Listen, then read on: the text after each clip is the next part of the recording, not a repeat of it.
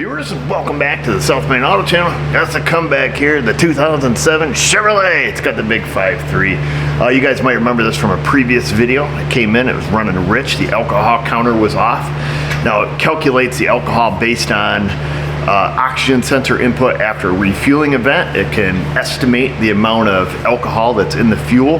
Now there are certain items that'll skew that. Aftermarket O2 sensors, poor fuel quality.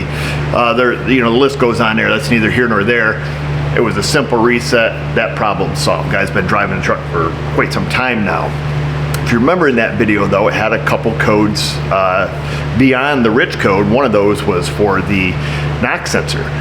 We did a quick ohm test up with that connector and they seemed okay in that regards. Then we drove it, tried to run some of the drive cycle, and that code didn't come back, so I gave it back to customer. It takes a few days, and then that's the only code that comes back, the 327 NOx sensor code. He took it to his buddy. They replaced the NOx sensors and the sub harness with OEM, so I'm told, and cleared the light, drove it about 160 miles, and it came back again. So now he wants to look and see, I'm assuming probably a broken wire. Same code, and supposedly the O2 sensors, the NOx sensors were super corroded. The ends were corroded off the wires just like they typically are, where these sit under the intake manifold. So super common on these GMs just by design. The NOx sensors sit under the intake manifold. They sit down inside of a well, they fill up with water, and they get corroded off. So I think what we'll do, this code set criteria for the 327 is just the PCM does not see a signal for, I think, 9 seconds. So kind of sounds like open circuit to me. Let's check it at the back of the intake where that connector is, see what we have there, check our resistance, and then check signal coming out of them. And then we'll go right to the PCM and check it there as well. All right, here we go. Looks like the harness is new. OEM or not, I don't know.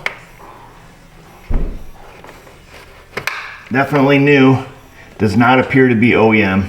Just looking at it, knowing how things look and feel, it looks like one of the aftermarkets, which harness wise, I don't really think that matters. Now let's see, we're gonna find the ground here. Go there. I think these are usually around 100,000 ohms, I believe. I think last time we measured, I could look at my notes, I think we measured 105 or something along that lines. That's funny. That can't be right. That one is showing it dead short. Oh, okay, no, we just had a bad connection, okay. Okay, yeah, so 98 kiloohms, so about 100,000 ohms.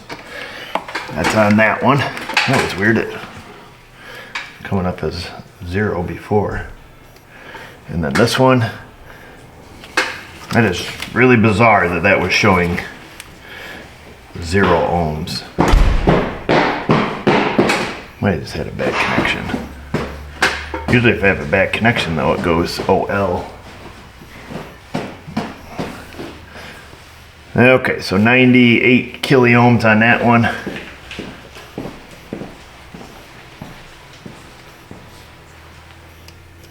Hi, old girl. Morning. 90. Did you bring the badge? Yes. Oh, thanks. Yeah, 98 and 98. Okay.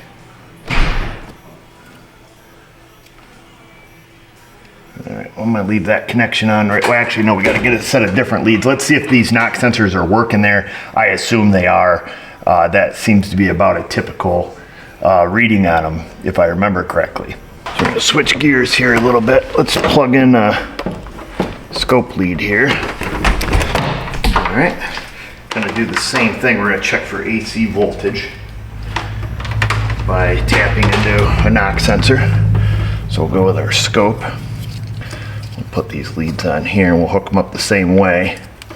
Hook one lead on one of the NOx sensors. Okay, so we're gonna go, see this volts per division, we'll go 5 volts per division. And we don't have an AC filter on here, so we don't have to worry about, we don't really have to go turn it on. Okay, and then we're gonna slow down our time here. We'll do like 500 milliseconds per division. And let's see, we're gonna clamp onto a ground. I was just using a brake booster last time. We can do that. We're gonna tap into one of these wires. I guess it's kind of, doesn't really matter right now at this point, I guess, which one. Unless we see some kind of anomaly, I suppose.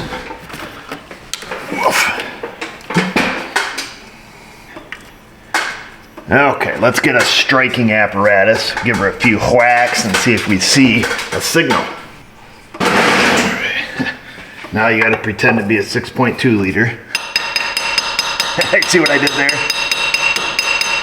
All right, that knock sensor seems to work well. Let's do this. Let's put a trigger on our screen. Okay, so we can all see this. We can enjoy it. We can have some fun. We're looking just for some AC voltage, some AC output. I don't know to what amplitude, but we have 5 volts on the screen.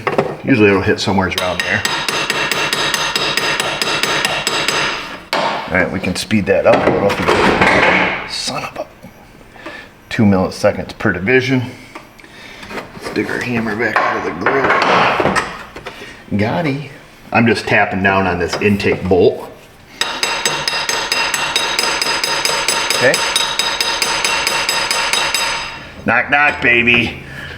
Okay, that's one of them. I got an idea what that knock sensor looks like. Just plug up the other one here. This one is on the blue wire for what that's worth. Okay.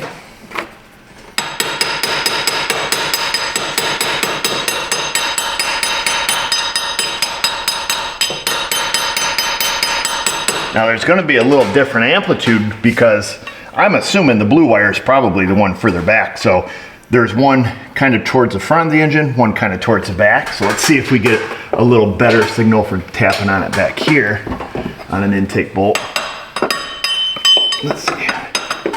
Come on, old son.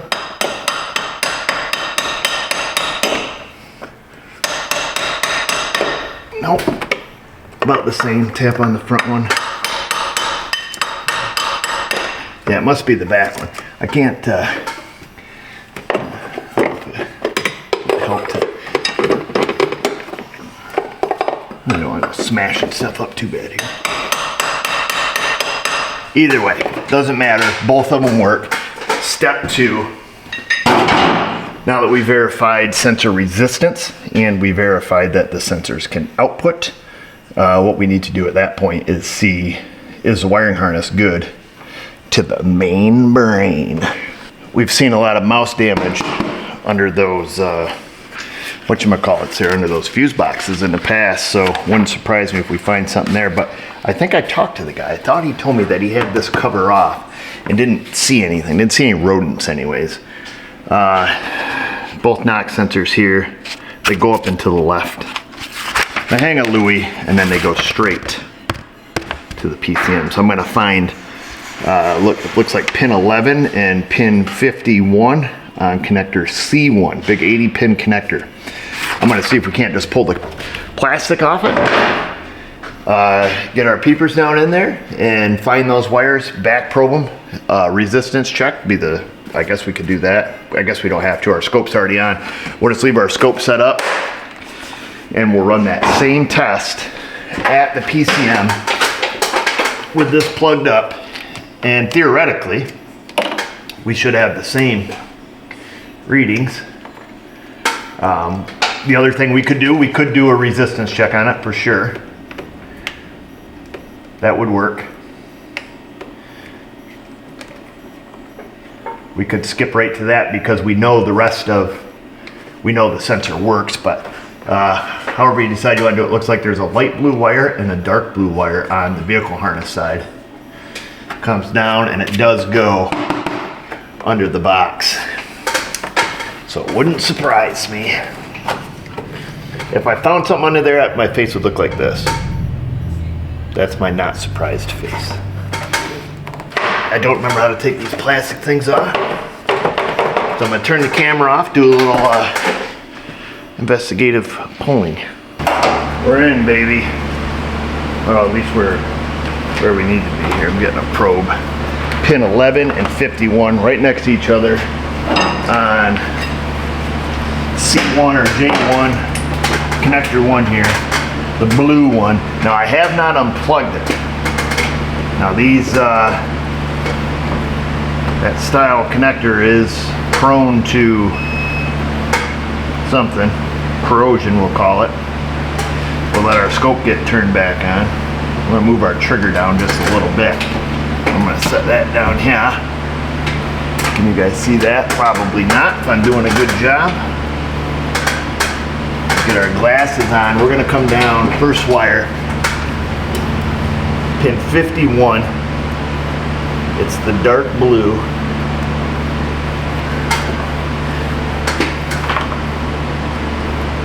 Just gonna ground it on the alternator. And we're gonna give it a little whack and see what happens here. A little signal, but not much.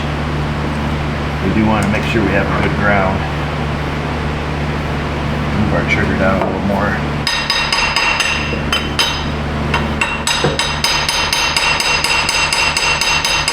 Not much of a signal there. Not as much as I would expect. We're going to go up on the light blue wire, which happens to be right next to a pin 11. 11 is right next to 51. Let's see what we have here.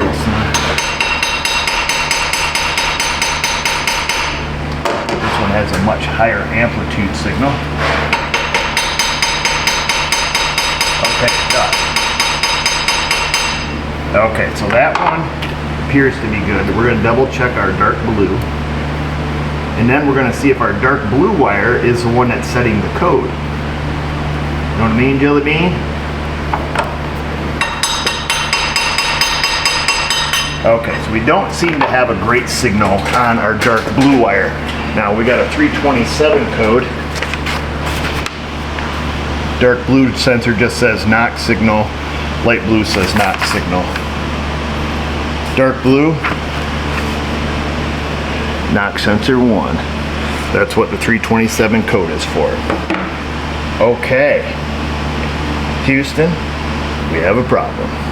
Dark blue, was that the one that was giving us not such good signals up top? Let's just switch here real quick. We're gonna come up top. We're gonna leave it plugged up. And we're going to probe into the dark blue wire right here, if we can, if we're able. Feels like I'm in.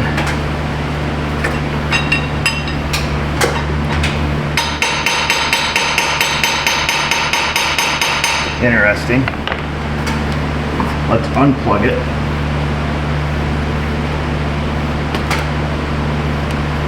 Probe it. Whoa, dude, almost went for a ride. Probe into that.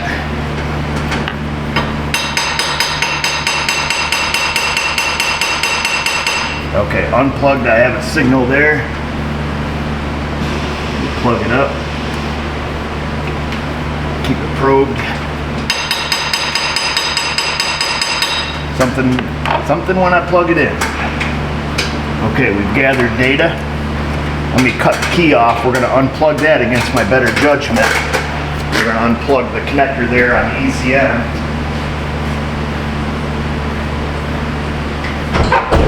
We got the key in the cut-off position. Let's grab an 8mm.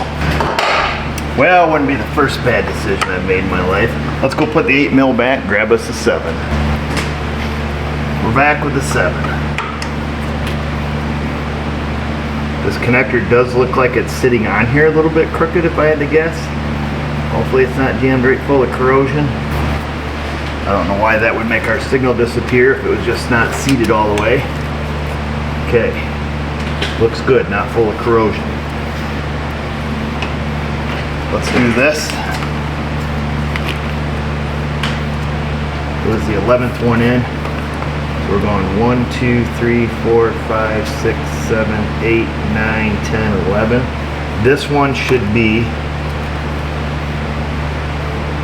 very lightly front probe. That our probe's not quite big enough. This one should be good. All right, if you're following along, this is the light blue where it's knock sensor number 2. That one's good. This is one we're having problems with, dark blue wire.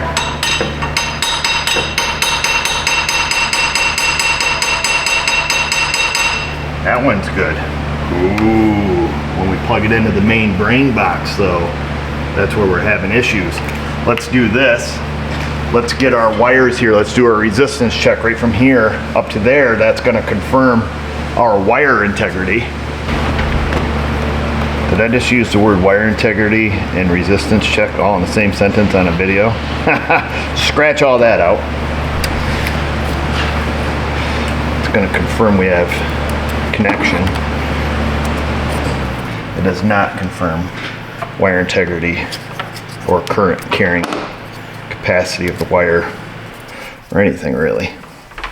We're just looking to see if we're around that 100,000 ohm mark. So we're gonna stop this, back out. Yes, we're sure. Go to multimeter. We're gonna go up here, piece of resistance. There, we got her on auto. See if it works, and it appears to. I don't know if you guys can see the numbers, but we'll read them off here. Here is one of them at 99,000 ohms. We got 99,000 ohms. Turn that into a wrap. And on this one, we've got about 100,000. 99.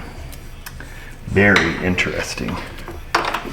Why is that not working when it's plugged up? Why is that not working when it's plugged up, Eric? Let's do this. All right, we're gonna go like this. We're gonna unplug it. We're gonna go back here because we're gonna pump some voltage through these wires. Because how do you know if that wire integrity is good or not? Well, that's pretty easy. We just want to make darn Rudy tootin'. These should be open circuited now. I'm expecting to see absolutely nothing. And we see absolutely nothing. Verify our meter works. Whoops, bent the crap out of that. You gotta calm down, my guy. Meter works. We're unplugged. Let's send some voltage through these wires, particularly the dark blue, to make sure it works.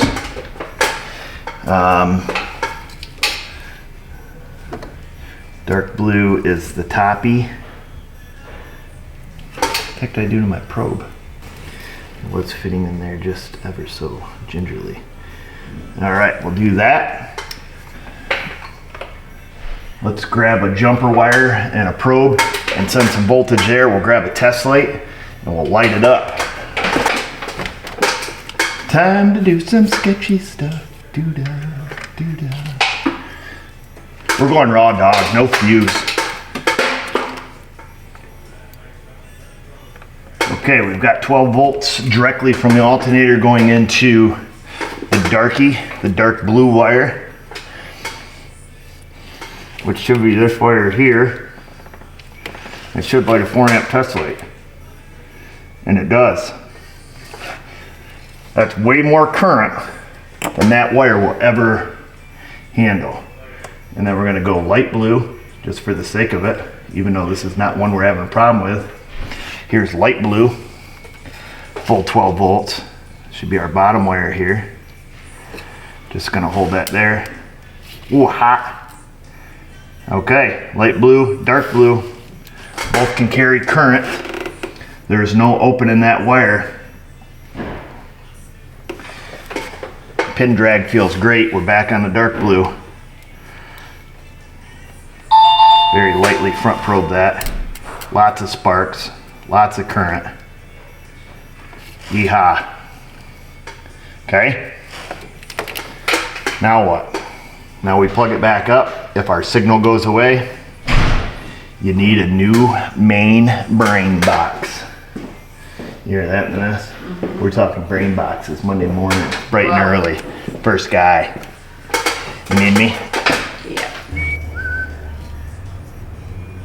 Well, I'll be. You know, if we had a poor connection inside here, we wouldn't have lost signal. We would have had signal, but even if the ECM wasn't interpreting it. So there's that. Let's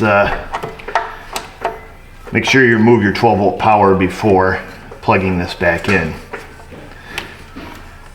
And if you don't, record it. I don't know what would happen. Non-fused jump wire. There's that. That's all plugged back up. We're going to plug this back up.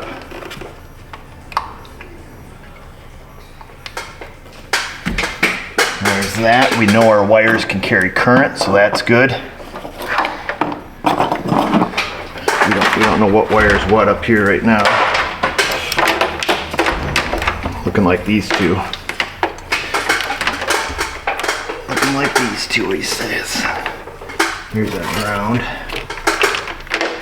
These are our scope wires, so we're going to plug back into our scope. We're going to grab a ground here on the alternator, and we're going to check our known good first and foremost, which is the light blue wire. Just because that's going to tell us if our scope's hooked up correctly and all that stuff. Okay, we're probed in all the way. Flicking this thing back on. And then we're going to go back to scope.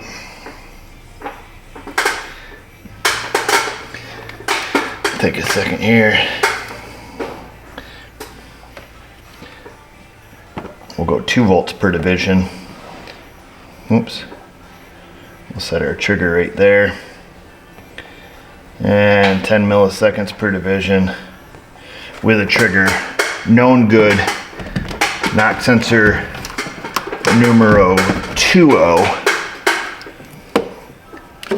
Turn that off. Maybe that'll help you guys see. Probably not, if I'm doing my job correctly. And this one should work.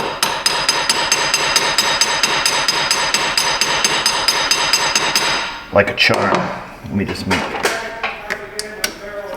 Let's see here. Okay. So we're hitting about 1.2 volts on that one. And we're going to switch to the darky. Darky blue, fully probed.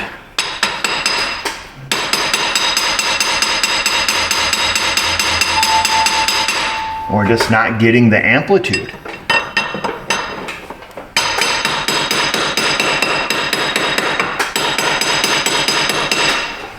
With that plugged in. And I guess we can beat the dead horse a little bit more. We'll unplug it. Leaving our probe right in place.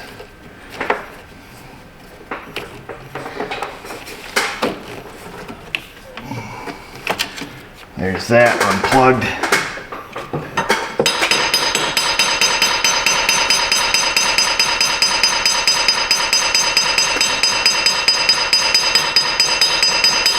Trying to hit it with the same intensity.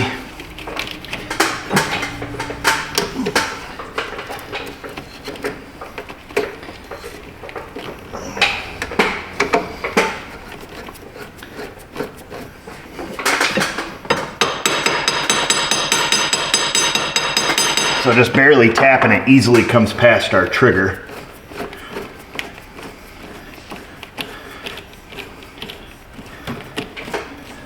Should be plugged in. And it definitely kills our signal. So it's got to be something internal into PCM. Wire integrity is good. Sensors are good. Everything tests good from this connector forward. As soon as we plug it in, our signal drops down below an acceptable value. I don't know what else to say. Not a big electronics guy. I don't know what it uses in a PCM to monitor and measure incoming knock sensor signal, but whatever device there is in there, or whatever measurement device, whatever they use to look at that, I have no idea. Not even going to pretend to know. Something small, probably black, a lot of solder on it. I'm gonna say put a brain box in it because there's no other logical explanation. Our other signal is perfect, even plugged in. And this signal disappears when it's plugged in. And the code set criteria is it doesn't see the signal for a 9-second period when it's comparing it to the other knock sensor. I'm imagining that's what it's looking at. That's why they use 2 of them for redundancy, so they can tell whether, you know, they look at a certain frequency, probably compare it to each other, and then can determine actual engine knock and then start to retard the engine timing until that knock goes away. It appears to be the PCM. I can't think of anything else or any other reason why it does what it does, but however it measures that voltage inside the PCM, I believe is pulling down that wire. One thing we could do, and I was talking to Keith Perkins about this over at L1 Auto Diagnostics to see if this is anything he's ran across, because I found it pretty, I don't know what the right word is. I found it pretty odd, I guess. I looked at Identifix after we've done some testing here to see if anybody else has ran across this, and there's not a single case where somebody's replaced the PCM for failed knock sensor, for a knock sensor code. So that's a little bit concerning. Not that everybody posts all their findings on there, but certainly if it was common, it would be on there. So I talked to Keith about it to see if I was on the right track, if he thought it's kind of nice to bounce something off somebody. He thinks I'm on the right track. He says, you know, sounds like the brain box has got some damage. He suggested, if we have time and the customer is willing, is to switch those pins. Okay, so that's going to switch knock sensors. And if we come up, because we know it's not flagging a code against knock sensor 2, so if we flip them around and it still throws a code, that 327 code, then we know there's some circuit problem inside the PCM. I'm going to see if my customer is willing to do that, or if they just want to, you know, source a used main brain box and get it in there and get it programmed, or if they want to spend a little bit of time, no parts required, switch those pins around and see if the code comes back with the same 327 code, because that would confirm 100% that it's in the PCM.